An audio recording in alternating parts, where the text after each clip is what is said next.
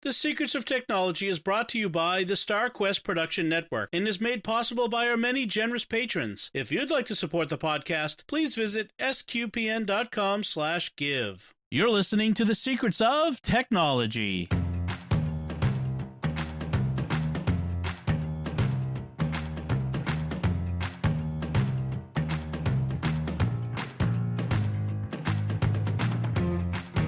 Hi, I'm Dom Bettinelli, and you're listening to The Secrets of Technology, where we discuss the technology news that's important to you from a uniquely Catholic point of view. And joining me today on the panel are Joanne Mercier. Hi, Joanne. Hello, nice to be back again. Yes, good to have you after a while. And Father Cory Stika. Hi, Father Cory.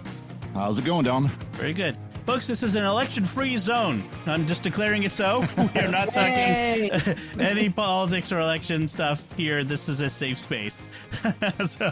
But as we get started, though, I do want to share with you, as a listener to Secrets of Tech, you may be a developer or you may know a developer looking for a job opportunity with a company that has a mission that matters. And Faith Life, who are the makers of the Logos Bible software, which is now at version 9, by the way, which looks pretty cool. They also make the Verbum Catholic Scripture Study software, which is similar, and they make the integrated ministry platform. They're hiring full stack developers, which if you are a developer and you know what that means, this probably applies to you. But most of the positions that they're offering can be worked remotely because it's 2020, and they offer a competitive salary and benefits. And they're a company where the employees have an average of 5 years of tenure, which I'm told is an eternity in the programmer space these days. Oh, very much so. Yeah, very much so. So they have a lot of employee loyalty, which is a big deal these days. And we know their values. They are a company that makes great software for the use of Christians everywhere, and churches and preachers and regular average day folk like us. And so they are looking for developers to help keep making their software great. They're supporting us as a sponsor of Secrets of Tech. And if you want to go check out their open positions, go to faithlife.com/careers and let them know that you heard about it on the Secrets of Technology. So I want to start with a little bit of listener feedback that we got this week. This came in an email from Ralph in response to our episode last week where I talked with Jack and Thomas about space news, and we made a mistake. So he says, I'm sure I'm not the first to point out that the moon does have days and nights. The dark side of the moon is really just the side Earth doesn't see. The moon is tidal locked to the Earth, not to the sun, which means, as I'm interjecting here, which means that it rotates, but it rotates as it's seeing what's the best way to put it? We don't see it rotate because it turns as it orbits. Let me put it that way. It revolves and rotates 28 days. A 28-day cycle. Right. So from our point of view, cycle. Yeah, it does. We don't see it because it's dark when the other side is facing us. Anyway, I made an analogy. He says, I made an analogous mistake in front of a computer science class. Details don't matter, but I was really wrong on a technical point, and I went to great lengths digging that hole. Best part, the chair of the math sciences department was sitting in on the class. Needless to say, I spent the next class correcting myself. Oh, well. Thanks for sharing that. And actually, Don, you just said the wrong thing, because it's not that the dark side, quote unquote, is facing us when it's dark. It's the dark side is facing the sun at that moment. Right. What we call the dark side. The dark side is not dark all the time, forever. It's only when it's the new moon, it's lit on that side. Right. So that's the point. So we can't see the dark side of the moon from the Earth at all. Yes. That's right. I better stop while I'm behind. If you want to hear more, look, everybody makes mistakes. Yes. So chalk it up as oops, and we're done. If you want to hear about the alien bases on the dark side of the moon, listen to the recent episodes of Jimmy Akin's Mysterious World on remote viewing, and you can tell us whether you believe that there are really alien bases on the dark side of the moon. The far side of the moon is really the more accurate. All right. Thank you, Ralph, for that. I welcome corrections because I know that I will make mistakes. The one thing I'm not mistaken about is Apple One subscriptions are live now. in case you don't remember, Apple announced earlier this year that they were going to be offering this Apple One subscription, which is basically it's a bundle of Apple services: music, the iCloud storage, News Plus, Apple TV Plus, the new fitness program they got going. I'm sure I'm missing Arcade. That's it. That's what I was missing. So it went live on October 30th. I subscribed because I knew because I have multiple family members. I'm paying extra for things. It turns out I actually save money by getting a subscription, and I get extra services I didn't have before, like News Plus and the Apple Fitness. We'll see whether that actually is relevant to me or not. So it is available now. One of the things to keep in mind is that if you are subscribed and have like paid a whole year in advance, you can get a refund, a prorated refund on the services that you already paid for. So that's something to keep in mind. Is this, Father Cory and Joanne, is this something you guys are you thinking of doing, or? See, for me, it doesn't make as much sense because the only real Apple product, quote unquote, I have is my Macintosh. Right. But I can see where if, I was just sitting here thinking, Google, hello. Yeah. It would be nice. Because, of course, they've got YouTube and they've got this and they've got that you pay for, and it's the same kind of thing where it would be nice if they would merge them together. And, I think the big thing, just looking through the list is you get some pretty impressive amount of iCloud storage. Yes. At the highest tier. I mean, 2 terabytes. I mean, how many of us have hard drives that big? Right. And if you've got multiple devices and multiple family members with phones and iPads and that sort of thing, yeah, trust me, you start to use it, which I have been. How about you, Joanne? You're a Apple person through and through, and I'm still debating whether or not I should, because right now I have Apple TV Plus free until February. Yeah, and I already get 200 gigs of iCloud storage. Right. For $299. So I'm like, I don't know if this is going to be a savings for me or not. Right. As it is, I'd love to come back in a future show and tell you all how I'm readjusting all of my cord cutting, because prices have been doing crazy things. What I'd be interested, see, again, it's just like we need a la carte pricing here. Because I would probably want Apple TV Plus. I would probably want 200 gigs of storage, and I'd probably want the fitness. And that's it. I don't use Arcade. I don't like News because I've tried it. I don't like it. I've tried music, and it's played a little havoc with my own music, collection. So it's like, I'm not so sure. So that's the thing. They've given us 3 different tiers, but they're not the tiers I need. Well, and you could still get the individual services separately, but and probably, if you're just doing Apple TV Plus and the iCloud storage, it's probably going to be less. I mean, it makes more sense the more people, like in a family plan that you have, that you get signed up. But if you're not doing all that, like I don't know that it makes sense to have the bundle. And that, I just like the option. I like the idea. If I have a bunch of these services, if I wasn't getting $5 off a month from what I'm already paying, I probably wouldn't get it to get News Plus and Fitness. Those things aren't that interesting to me. It is nice that they are doing it where you can do it either way. You can do it as the bundle, or you can do it as individual units. What I'm more interested in is what's happening with like Verizon, for example, where they're starting to do where you can sign up for, say, like Disney Plus, and I think Apple might be on that list too eventually, of through Verizon to pay for these services. Now, if they can do enough of those, where then they can start doing bundles of Hulu and Apple Plus and Apple TV Plus and Disney Plus and so on, that gets to be the more interesting option to me, because then now you're getting all these different streaming services combined together. Right. Well, I did that from Apple. Yeah, I did that for CBS All Access. I've got a bundle of that plus Showtime, which I honestly haven't been using. There are a couple of Showtime shows I've watched in the past, but there's nothing right now I'm watching. But the CBS All Access and Showtime as a bundle for like $10 a month through Apple TV. Right. Which is pretty good. So I can watch it on Apple TV. The best part is it's the no ads version, which even better. Yeah, the ads I hate paying for a service and getting ads. Hulu, I'm looking at you.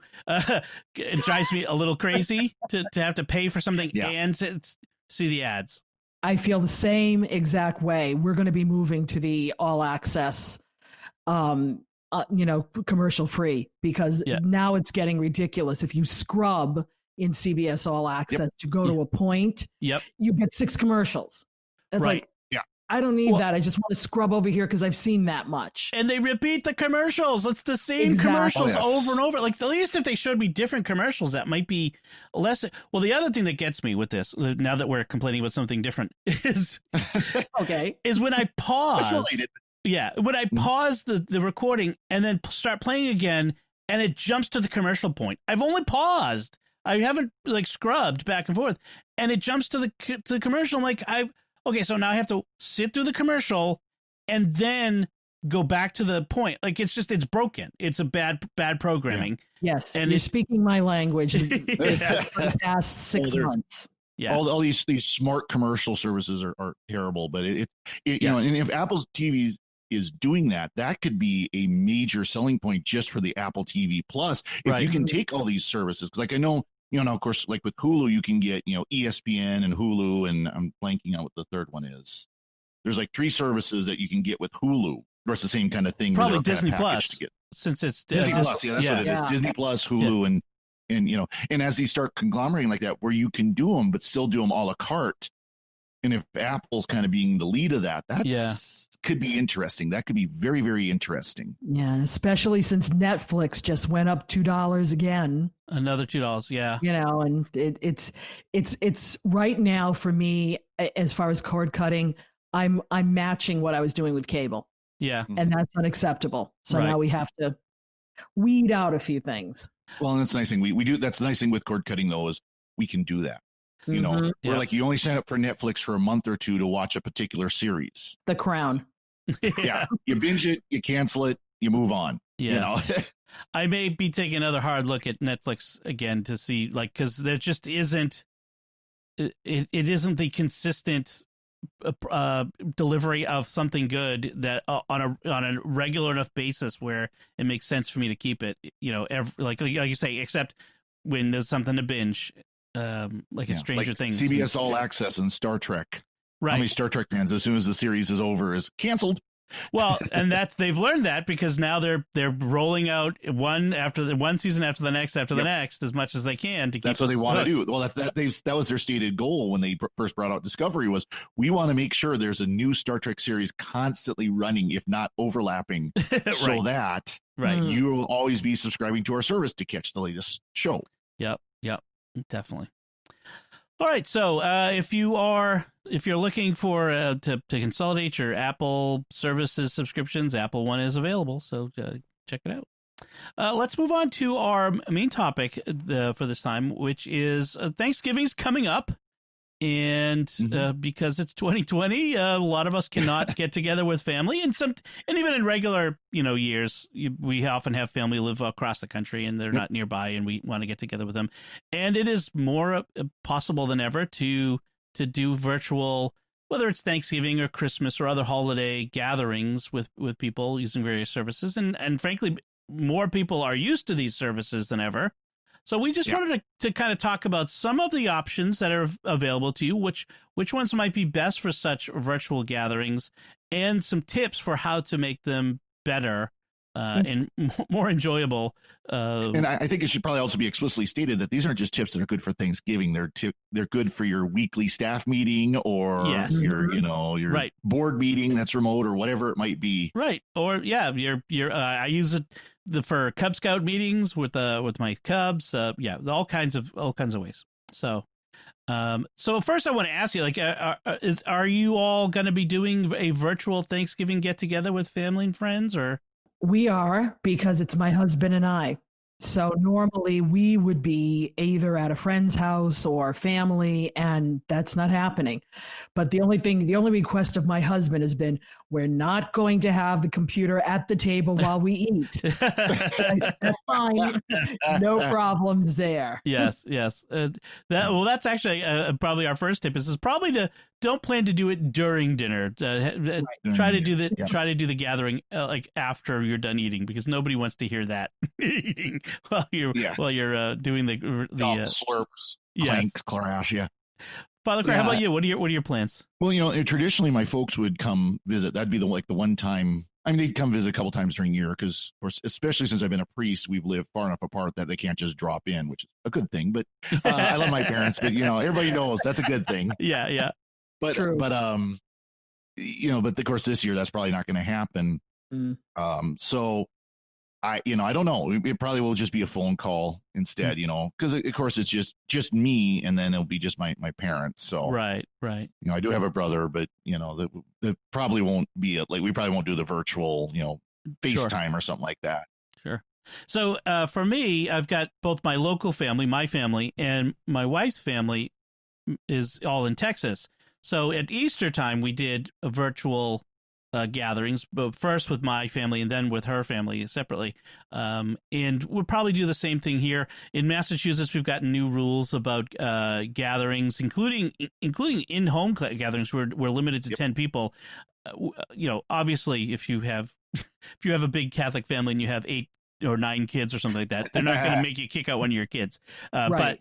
But bringing people in from outside your household is verboten. It's not allowed right now.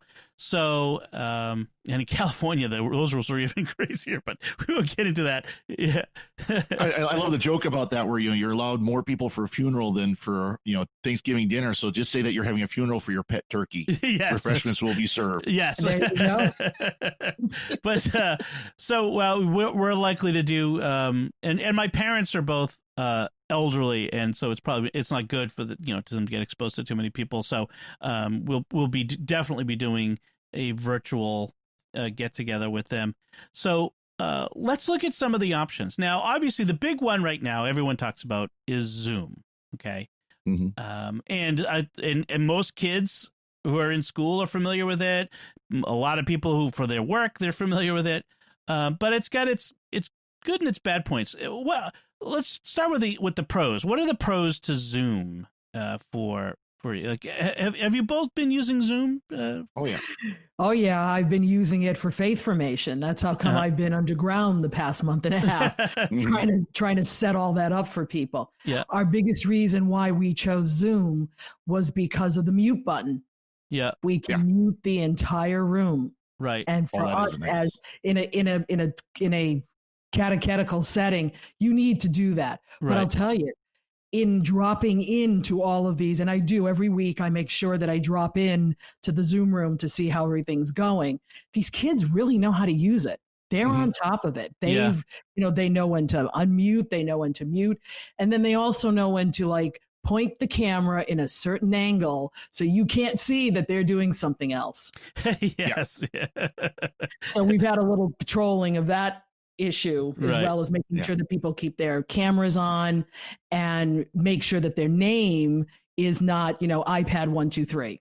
Right. We need to know who you are. Which isn't a huge problem for family gatherings, but it's being able to I think Zoom is the clearest. I think Zoom is the most reliable. Yeah.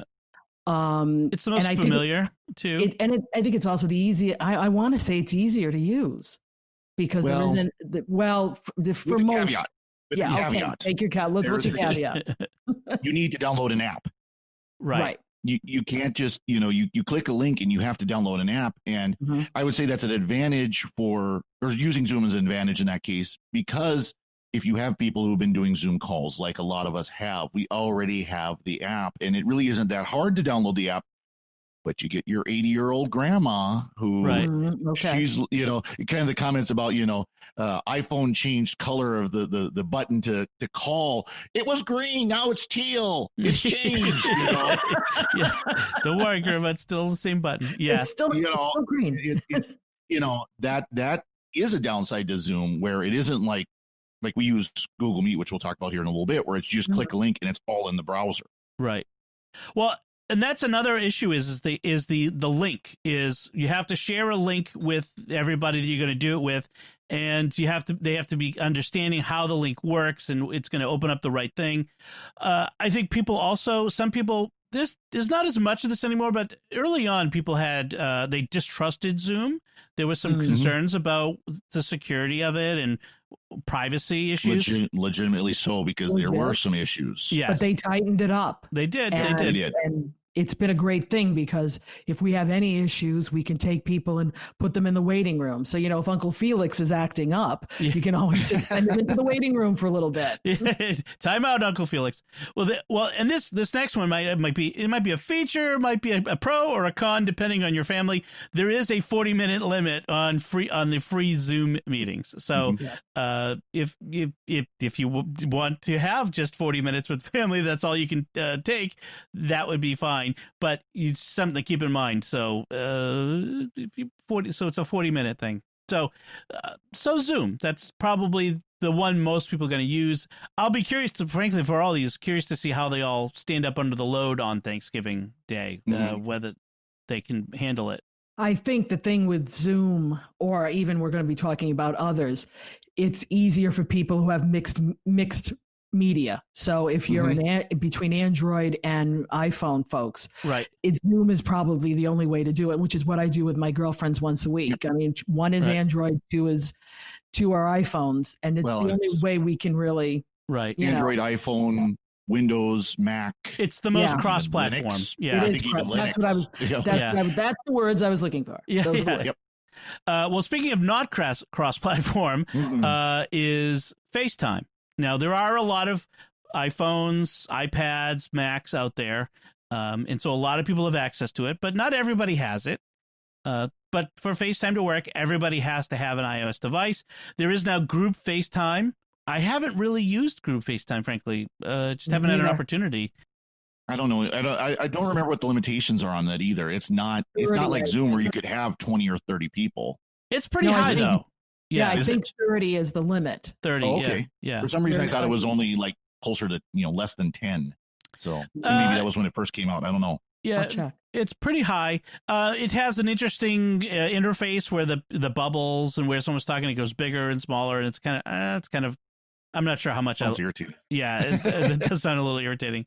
And the emojis. Yes, the emojis. You can do emojis. You can do all that sort of jazz. Which again, that might be a feature or a bug, depending on your particular family.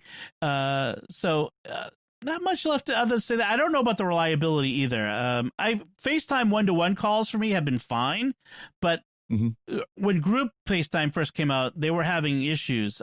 They probably have solved it, but I'd be curious to see. I did look up. It says 32 people on a FaceTime call.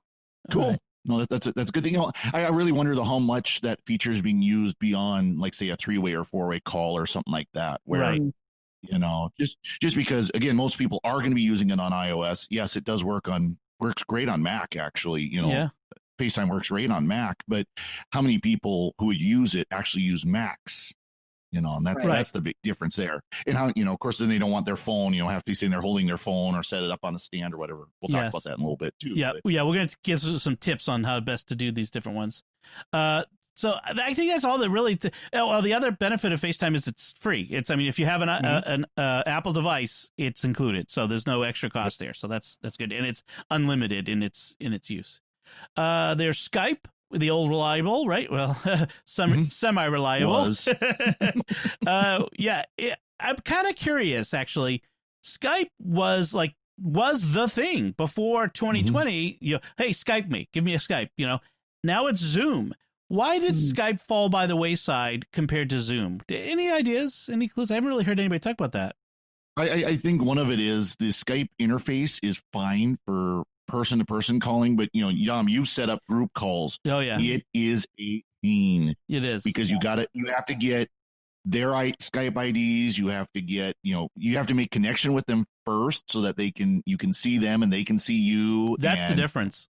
Yeah, with Zoom, you give a link. Good privacy. Yeah. Skype, you're going through and you're setting up this group chat, and it's a pain to do. Right. It is not straightforward, Skype. Yeah.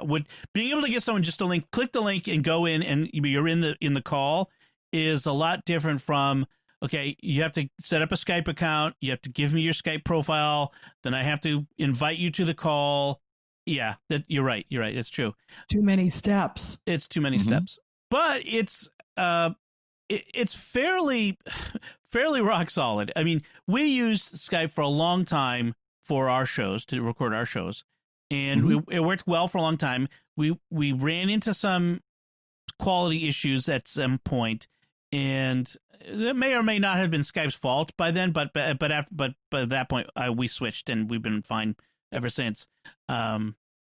Well, Skype, of course, they it's still kind of the verb of to Skype or to Skype to call, to Skype, but then Skyping where it starts dropping and and you stuttering and start sounding like a robot. Yeah.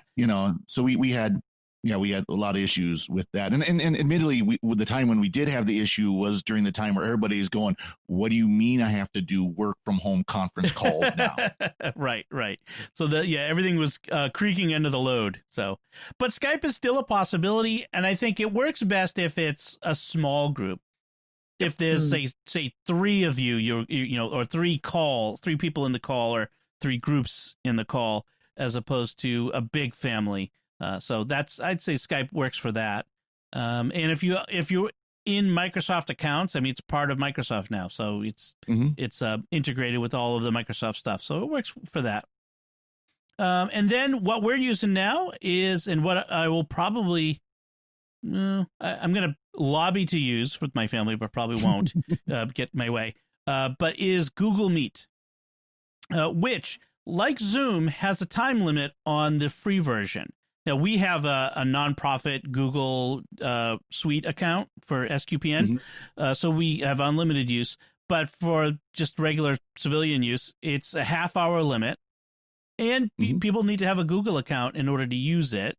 But the pro is there's just like with Zoom, there's a link you can give to people. They just click the link and they're in. There is there has various features. There's a chat, and they all have a chat that you can use, on the side and that sort of thing. I did notice they've been adding things like you can have a poll or a Q&A where you could post questions. I'm like, nice. that'd be a bizarre family meeting. Okay, let's have a poll. But no. Well, Q&A. Grandma, can I have your recipe for stuffing? Oh, there you go. Submit your questions. Right, it's better than Grandma standing in front of the camera going, "Okay, now take this," and that's a cooking lesson. Yes. Submit your questions for everyone in the Q&A. Billy, why are you not married yet? Don't you have a girlfriend yet? Oh, yes, that would be great. What you mentioned, though, about needing a Google account, but like a Microsoft account, I don't know how much of a hurdle that is. Yeah.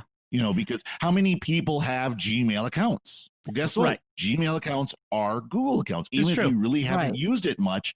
And I think let's be honest, there's a lot of people that have Gmail accounts just because it's free and it works. Well, guess what? It gives you access to Google Meet, things like that. So I would say there are apps in Android and on iOS. So if you can use it on your phone or your tablet. On the desktop or a computer, I would say you want to use it in a Google Chrome-ish browser. So either Chrome itself or Brave or Vivaldi. Those are Chrome-based browsers. Firefox, it will work pretty well. Yeah. I mean, it'll work in Safari and Firefox, but it's almost like it works best. But Safari and Firefox are loosely based off of Chrome as well, really, anymore. Well, I mean, Firefox isn't, but they're based on WebKit, yeah. Yeah, but I've started to notice, though, in some things, and maybe these are just the strange things that I use, it's starting to say you need to use Chrome browser for this, right? As a Google-based product. So it's like, okay. They're pushing, I think they're starting to push it so that they get all the information they need, and that's where I start to back off of Google a little bit. Yeah, and admittedly, I use Firefox. I'm using Firefox right now for this, and it's fine. But when it first came out, there were some eccentricities, shall we say? That I'm trying to figure out exactly how to. But basically, it's like it wasn't optimized for Firefox. I think they've since fixed that. Yeah. So Meet is good. It works well. I think there's a captioning even. You could turn on captions, which if you've got a bunch of people sitting in a room, don't turn on captions because it's not going to work. No, that'd be funny. Especially with kids. With most of these, you could share your screen if you ever need to. I don't think you need to do that in a virtual Thanksgiving, but they have different options. So, well, it depends if this is a time where there are families who do genealogy, and this is one of the times where they get to ask questions or show what they've discovered over the year. That's true. Yeah, so you might want to turn that on. Or if they're playing a game, you could think of somebody might be doing some game where you have screenshots or something on your screen you want to share to everyone, or whatever. So the equivalent of Uncle Leo dragging out his slide projector for his vacation. You can have that. Click. Yes. Actually, this might even have a plugin where you could just do like a slideshow. Probably. You could do presentations. So yeah, probably. Yeah, there we go.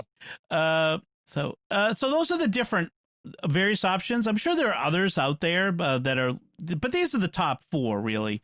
That you really want. If folks have other suggestions that might work well too, we'd love to hear those. So be sure to send us your feedback on that. But we want to also give some tips for how to make sure that these look and sound good, so that when you're doing it, it's a pleasant experience in getting together with your family and not headache inducing. So the first one is lighting, and my tip for lighting is, make sure that the light reaches everyone, that you're not sitting under like a spotlight lamp, but that everyone can be seen. But also, don't sit in front of a bright window. Like, don't sit on the couch with the computer in front of you and a bright sunny window behind you, because you're gonna look like you're in a mob informer talking to Dateline. I mean, just don't do that. So you want light from the front or from the side. So. I think that's my lighting advice. I mean, is there other? Well, I've invested, and this is going to be my pick of the week. I've invested in a ring light. Okay. A light ring, or either way, or a selfie light, as a lot of people call them. But they're basically photography lights, and they come in different shapes and different sizes at this point. And I find that when I'm static, meaning in my office, it's the greatest thing because it's the best light I have in here. Right. Most people aren't going to be in their offices for this. They're probably going to be in a family room or something. So my suggestion there is, if you have a above light in your family room, try to position so that you're closest under it. In our family room, it's right over our couch, so everybody sees us pretty well. But you don't want to be like immediately underneath it, or otherwise you get the shadows. No, you don't want to be immediately underneath it. But you need to have, and especially if you have one that's on a dimmer. Yeah, you can play with the amount of light that you have or you don't have, but don't be in front of windows. Windows are the killer. Yeah. Another option is if you have either a desk lamp that you can kind of put in front of you, like an adjustable desk lamp. Yep. Or like a stand lamp, like a living room stand lamp, where you can kind of position it so it's providing that light. I mean, not saying you have to crank up the blinds like the informer type look, but even just having that lamp in front of you between, with the laptop or phone between you and that lamp will do wonders. Well, that's why these light rings are wonderful, because they give you a lot of light, but not a lot of heat. Yeah. Yep. Those regular lamps will throw heat at you. I've done all that for all of this, and this is like the best. It's soft light or hard light, depending on how you want it. Yeah. And it's not warm. You're not sweating the entire time like an informant. Also, that's the other thing too, is don't overdo the light so that you're all blown out and you look like you're a clown makeup on. Just make sure you can be seen. That's all. I mean, we're not doing broadcast quality here. You just want to be able to see your family and have them be able to see you. So that's because you do it wrong, you'll be so dark that people really can't see. Yeah. A big one, and this might be the biggest one, is the sound. sound is very important, especially with a family gathering, because oftentimes there's going to be a bunch of kids running around like crazy people, hyped up on, a ton of turkey and dessert. So the best thing. So Joanne, you kind of hit on this early. Mute is your friend. Yes. Mute yourself when you're not talking. And maybe start off with the default of everyone muted, and make sure everyone knows how to unmute, because everyone knows that moment when you see the lips are moving and there's no sound coming. Grandma, turn off the mute button. Grandma, hit the button. That whole thing. Make sure everybody knows how that works. So, but there's no, I have to say, there's no great easy solution for capturing group audio. It's just not going to be like we've got great microphones in front of us for our recordings, and it sounds really good. But when you get a bunch of people, there's just no good way of doing that. I was going to say, in laptop and phone microphones have gotten amazing. Even just your cheap laptop, your cheap phone has really good built-in, speakerphone microphones, but they're not as good, again, as like what we're sitting here with, like, right. Even, higher end consumer microphones. They're just not going to sound great.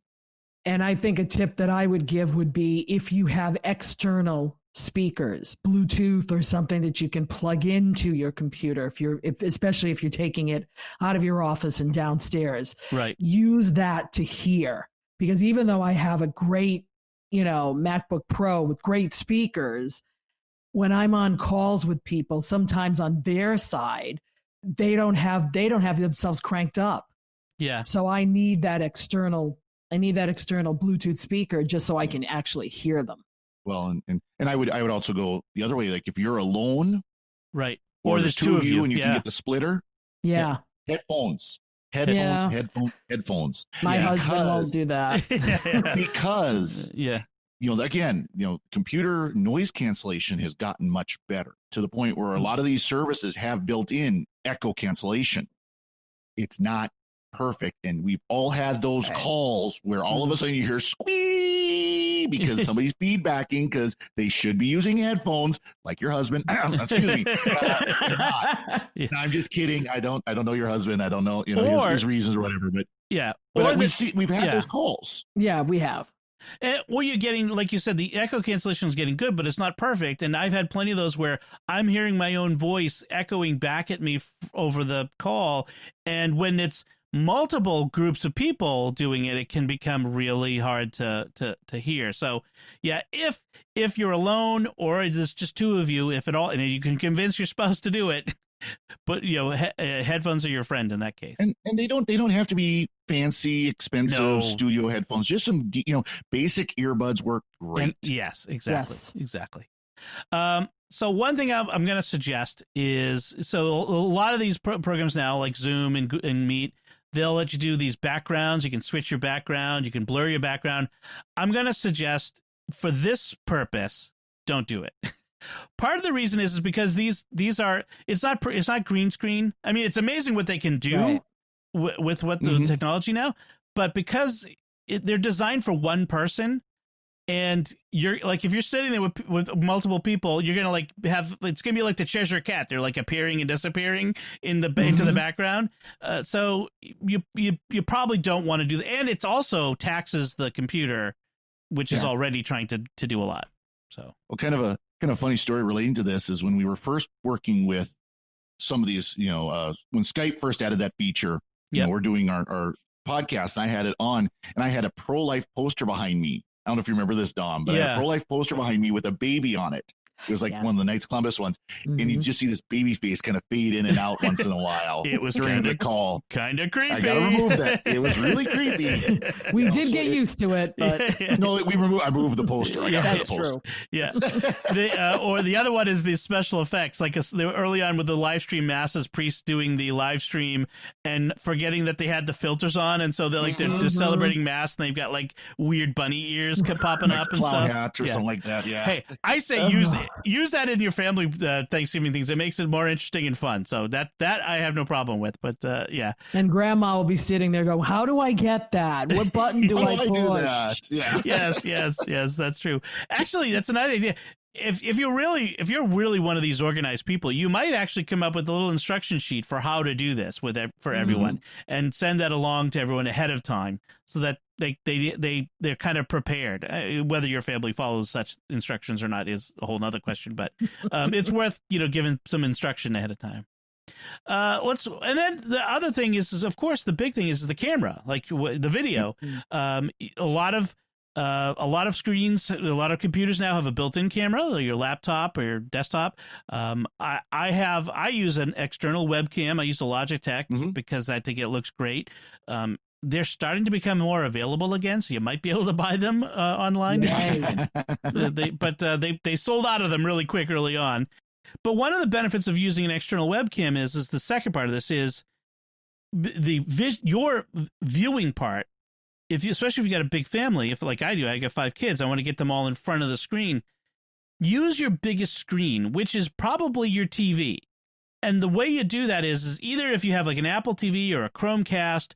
I don't know if Roku does this, but you can broadcast from your phone or your computer using AirPlay or Chromecast to the TV, and now you've got this huge, big, like almost life size for some of these TVs, image of your family. Now, in order to ensure that you're looking at them in the face and not looking off to the side, you put the webcam, if you have a separate webcam, on top of the TV. That's my suggestion, is if you can do that. At least as high as possible, Right, in front of the TV, or like you could put it like at the base of the TV, but in front of it or on top of it. But that way, it feels more like a conversation, and you're not all huddled around a phone or laptop. So that's my big suggestion. Yeah, you always love these calls where you get 2 or 3 people in front of like a 13-inch laptop. Yes, and they're sitting like shoulder to shoulder, squished in so that they can be seen. Right. Well, now my husband and I deal with a 16-inch laptop, but I also have one of those stands. Yes. That I can actually put the laptop on a stand, and then it's higher, so we're not like. Yeah, we can at least spread out a little bit. And that's the other thing, is elevate the camera, whatever your camera you're using, so that people aren't looking up your nose. Exactly. Yeah. And then rotate, if you're using a phone or a laptop, rotate it to a phone or a tablet to landscape instead of portrait. It gives more room so that more people fit in the shot. So that's, and a third thing I'm going to suggest, just as a general suggestion here, always assume you're on camera. Don't assume that that when you say video off, that it will always be video off, because we've all seen the poor unfortunates who have taken the thing to the bathroom with them, thinking that they couldn't be seen. But assume that you can be seen, and even when you turn off your camera. So that's just, everyone's happier that way. So. And and kind of the converse of that too is use your camera. I know there are people that have privacy concerns, and we've got a panelist on some of our podcasts that he's got one of those covers for his camera when he's not using it and stuff like that. That's great. Yeah, not using it, that's fine. But when you're actually doing the call, it helps so much when you're in a group chat to use your camera, because you get feedback so much from the visual with the people you're talking to as you do the audio. Yes. So when you don't have your camera on, people can't see if you're going to talk, if you're making laughing or anything. There's so much we get from visual that we need that feedback. Right. And right now, that's so important, with people becoming more and more isolated because we have to stay away from each other for a period of time. It's good to see people. Like, I have phone conversations a lot with my friends, but I've been insisting on let's get together at least every couple of weeks online so we can see each other like we used to when we'd visit each other, because even that kind of visual contact is going to be important, and people are missing that. They're craving it. And that way, they're not going to go do something crazy like, go to somebody's house and not wear a mask.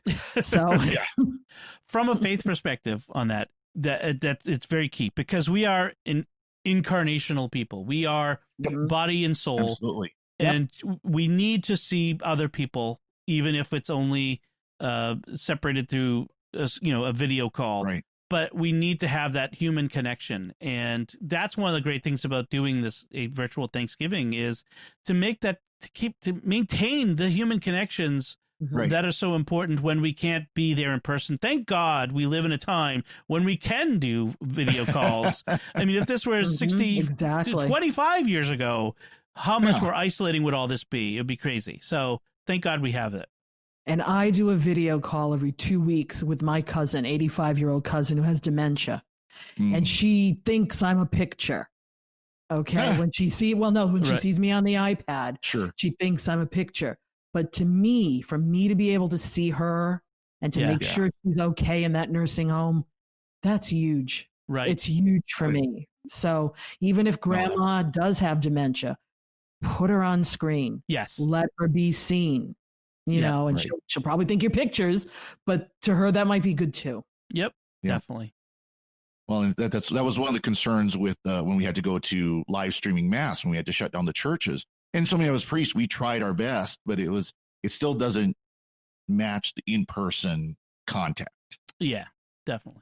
All right. So those are our tips for virtual Thanksgiving when you get together with your family, the virtual holidays coming up, Christmas and Thanksgiving and New Year's and all that. These are who knows if we'll have to do this in Easter. Let's hope not. But this is try to get together with your family, folks, and this is we want to help you do that. Before we move on, I do want to take a moment to thank our patrons who make it possible for us to create the Secrets of Technology, including Rachel H., Bill M., Joseph G., Michaela K., and Chris D. Their generous donations at sqpn.com/give make it possible for us to continue the Secrets of Technology and all the shows at StarQuest as we explore the intersection of faith and culture. You can join them by visiting sqpn.com/give. So we do have a few headlines we'd like to talk about, some stuff in the news.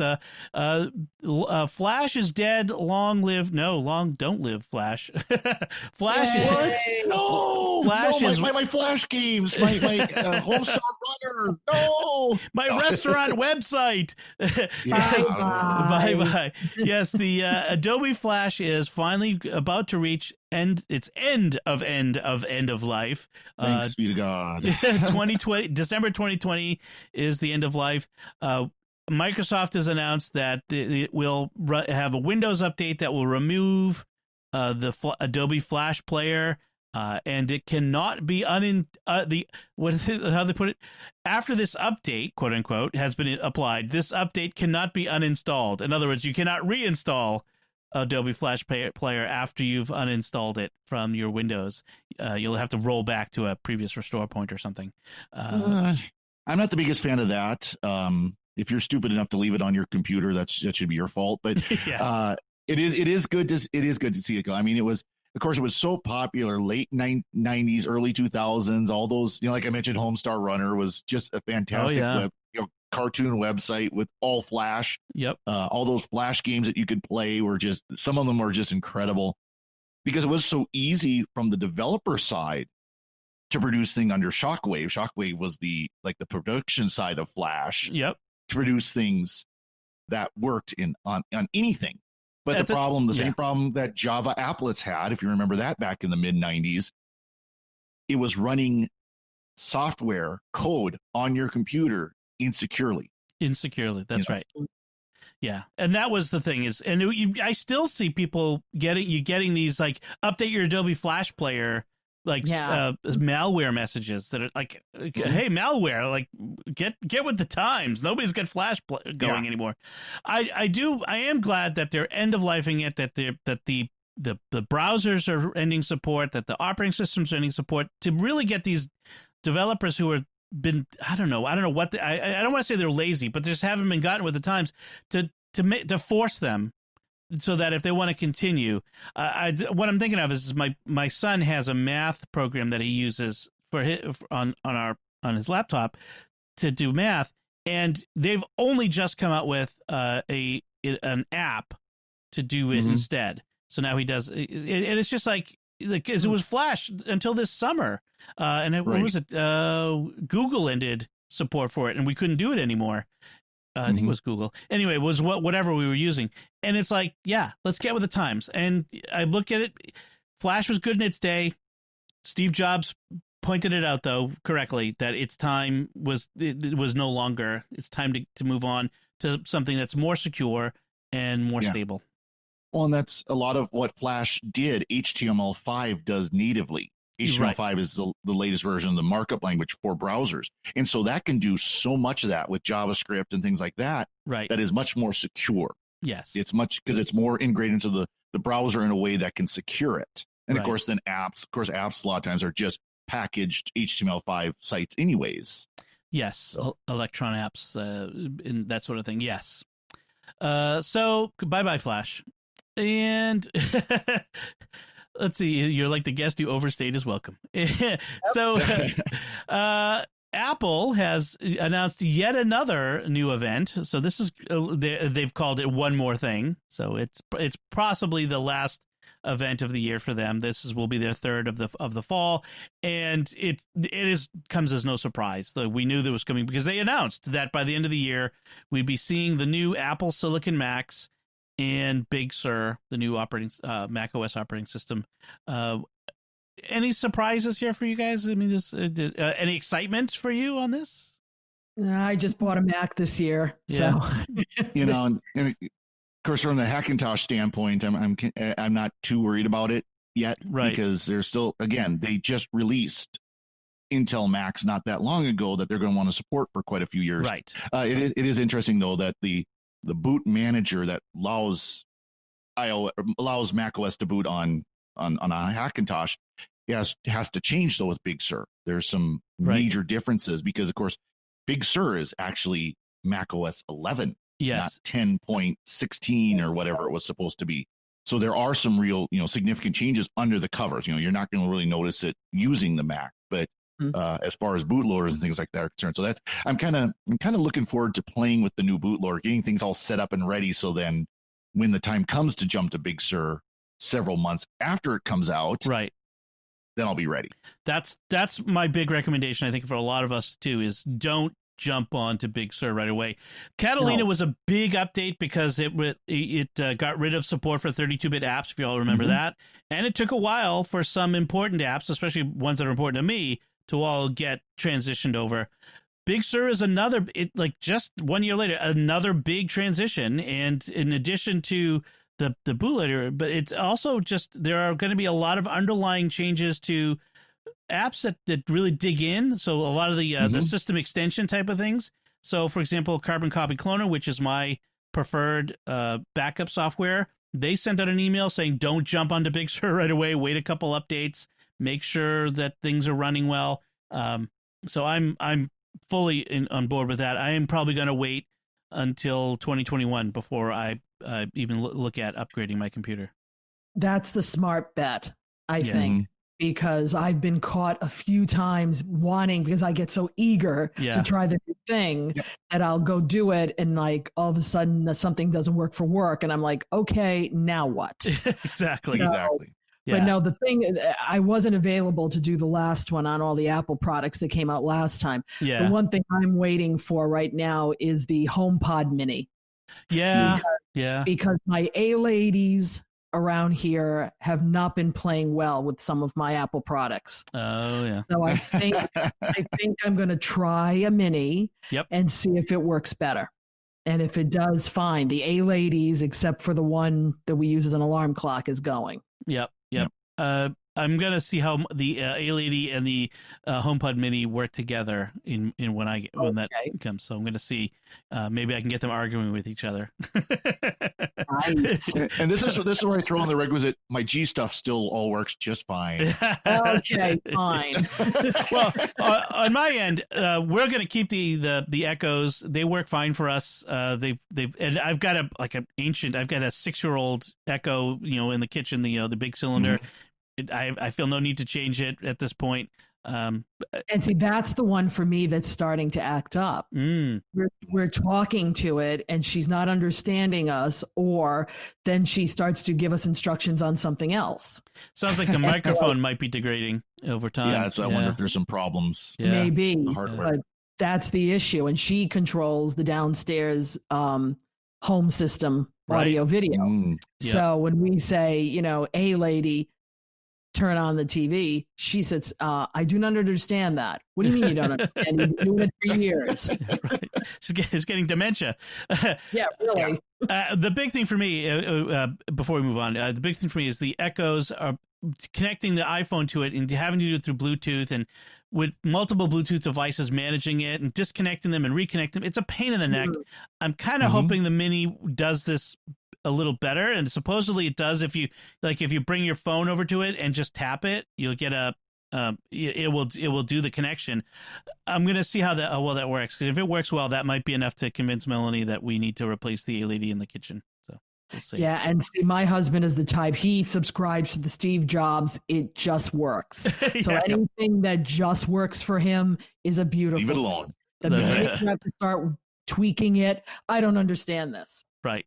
Okay, so I get everything that's really easy for the household. Yep.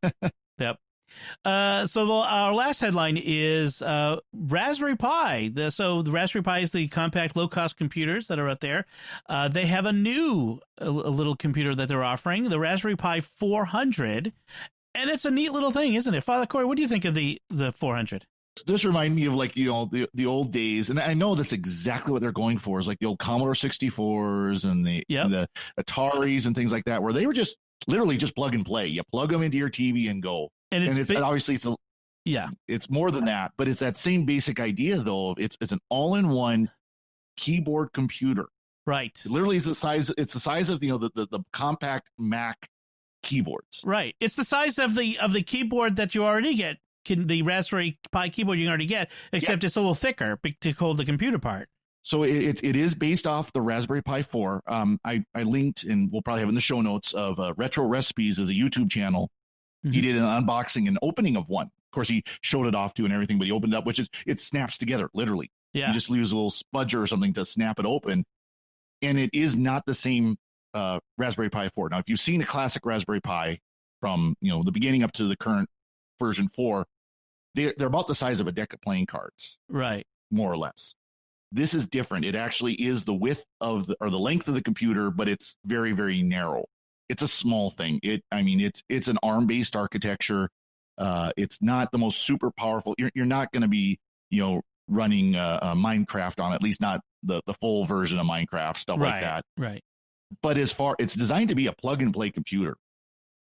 A basic Linux-based desktop computer where you can load things like LibreOffice, OpenOffice. You can load, of course, it has a browser in it. It has, there are games available and stuff like that. You can load things onto it and use it. And in the article that Dom linked to, they talk about how they want to have a Office version of it, where it's, an Office could put these down as just basic workstations, especially when a lot of people are doing like remote desktop work anyways. Mm-hmm. Well, can we take this full circle? Is this something that could be used in a household and put a webcam on it and use it for, family gatherings and things like that? It could handle USB, like the Logitech USB webcams and things like that. I think it actually could handle that pretty well. Yeah, you could sit a kid down in front of this and have them doing their schoolwork on it and doing Google Classroom and using Zoom and all that sort of stuff. You could totally have this for $100 for the bundle. Like, you could get a $70 standalone, but you get a bundle with a mouse, power supply, the HDMI cable, because it connects via HDMI to any TV or monitor that takes HDMI, and in a beginner's guide. It's $100 for a computer. I mean, it's amazing.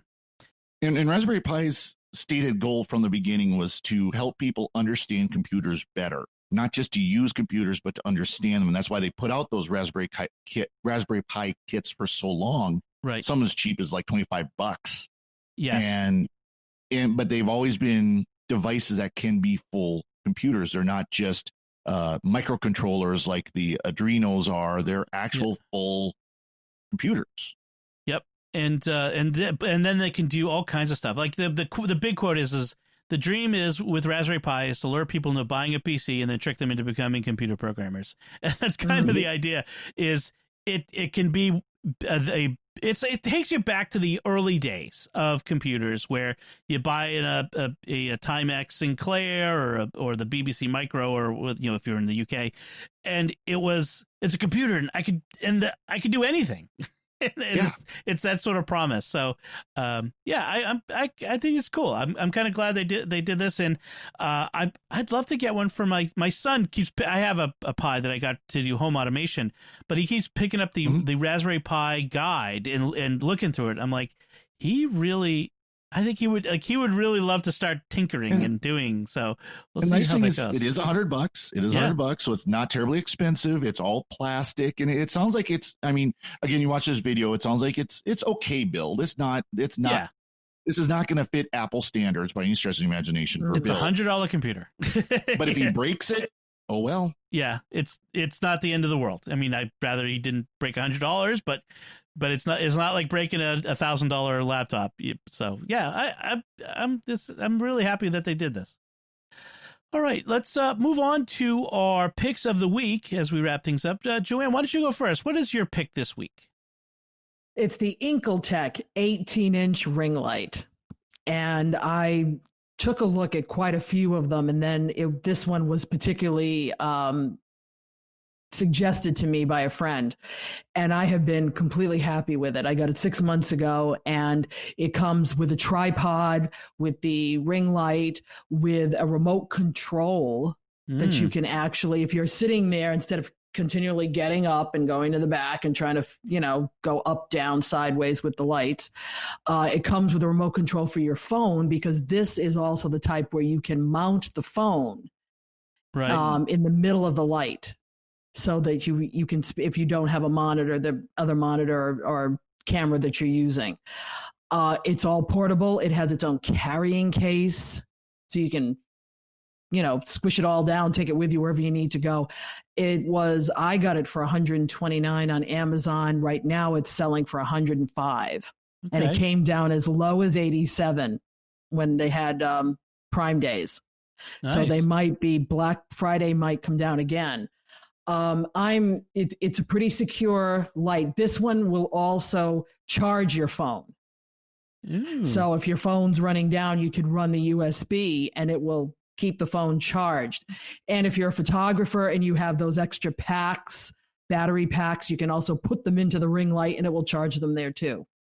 So it's quite a little bit more sophisticated. We bought a different one for the parishes that doesn't have all that extra stuff, but we don't need that there. But for me, I like to play with things. So I usually try to get something that's upper echelons. This has really been working fine for me, and nice. I can't complain. And my husband uses it for finance council meetings. I'm using it for all kinds of things for work. And I think if you're going to be doing a lot of video conferencing, I think we're all going to be doing that for the next 6 to 9 year. Yeah. You might want to invest in something that's going to go the long haul. Nice. And I think this will go the long haul. Great. Excellent. Yeah. I mean, it allows you to adjust the color, temperature, and everything. So. Mm-hmm. Yeah, it's not bad. Yeah. Father Cory, what's your pick? So my pick is something that probably a lot of us aren't going to use for a while, if we are talking 6-9 months, a year, whatever it is. But eventually we are going to get out on the road again. And maybe, you do have to travel for work or whatever. And, and one thing, at least here in the United States, sometimes we get bad weather. Don't we, Dom and Joanne, about this time of year, cough, cough, snow. So all the states and District of Columbia have developed road condition websites, and some are better than others, but one here in Montana is not bad. They don't update it as frequently as I would prefer, but it isn't bad at all. But it's a way that you can go to these websites, and if you're going to be traveling through a state or traveling through an area, you can go and look at what is the roads like. Are they clear? Are they snowy? Are they icy? Or is there an accident? Is there construction? Montana one will show a little flag if there's a construction area, things like that, to help you understand what your conditions are going to be like traveling. And so the National Weather Service on their website actually has a main page that has a list of all the different sites, as well as like the 1-800 numbers or the 511 numbers for each state, so that you can call if you prefer to do it that way or you're on the road. A lot of these road reports also have web apps or phone apps for both Android and iOS, where it shows you the same information just on your phone in a little more friendly way. So if you haven't looked at these, I think a lot of people know about the road condition maps, but there's a lot of people who don't either, I think, where they don't realize that these things are out there. They just happen to hear, like, of course, those of you who live in, metropolitan areas, you have the on the I-5, the roads there's an accident at this curve, and and so on, and on the radio reports. But these road condition maps are a fantastic way to plan a trip if you do happen to be traveling across the country for Thanksgiving for whatever reason. So this is a good way to do that, to know what you're going to be coming into and to plan accordingly. That's good. Yeah, I'm looking at the Massachusetts one, and it's a couple links. You got to click through a couple levels deep from the site that they take you to, but it's got the information there. And the nice thing is a lot of them are Google Maps based or Bing based or something like that, so that you can do the scrolling and zooming and all that kind of stuff. That's right. And I do like the fact that it has phone numbers, because people are still using phones when they're out on the road, and they shouldn't be looking at screens. They should be using the phone. So good. That's a good call. That's a good one. I like that. So my pick is a sort of a double pick. The first part of the pick is a piece of software. It's a Mac software. Sorry, folks, if you're Windows or whatever, I'm sure there's equivalents, but this is just too good of a Mac software to pass up. Keyboard Maestro. Keyboard Maestro is a Mac automation software that it's so powerful. You can literally do anything on your computer that with it that you can imagine that you could do by hand. I can't even begin to get into examples, but I use it 100 times a day for different things. Like one of the things I'll give you one example. When I'm getting ready to do a show, I hit a keyboard command, and it automatically moves my main browser window over, and then creates a new thinner browser window for the Google Meet, so that when I'm looking at Father Cory and Joanne stacked in a Google Meet video call on the left side where my camera is, and then moves other things around and opens up software. I have another one where it'll open up 3 different spreadsheets, run a macro in Excel, open up another piece of software, open up a web browser, and then open up a particular mailbox in my mail app, because I'm doing a particular function with that. There's all kinds of things. It will watch for things to be installed. It'll look for particular Wi-Fi networks if you are on a laptop. So Keyboard Maestro. Now, you're like, I don't have time to, figure out how that all works. Well, that's just way too much power for me. That's where the second part of my pick comes in, and it's a course, the Keyboard Maestro Field Guide by Mac Sparky, David Sparks, who is a host of several Mac podcasts. It's a $29 course, but he goes through step by step. Not only does he go step by step through the app and what it can do, but he has some great examples of things that he does and that you could possibly do, and that kind of gives you an idea of what you might want to use it for. So, and then you can get the course outline, and you can look at what's involved in the course and get a sample of it on his website. And I'll have links to both of those in the show notes, and of course to all of our picks. So that's my pick this week. All right. So that's it for us this time. What do you think of our discussion? If you have any feedback on the virtual Thanksgiving or headlines or our picks, we'd love to hear from you. You can comment on the show at sqpn.com/technology, or the SQPN Facebook page, facebook.com/StarQuestMedia, or send an email to technology@sqpn.com. And you can find links from our discussion and our picks of the week on our show notes at sqpn.com. Remember to like each episode of Secrets of Tech on Facebook. You can retweet us on Twitter, where we're at SQPN, and be sure to leave comments, engage in some discussion and conversation with us there. We love to hear from you. Until next time, Father Cory Stika, thank you for joining me in sharing the secrets of technology.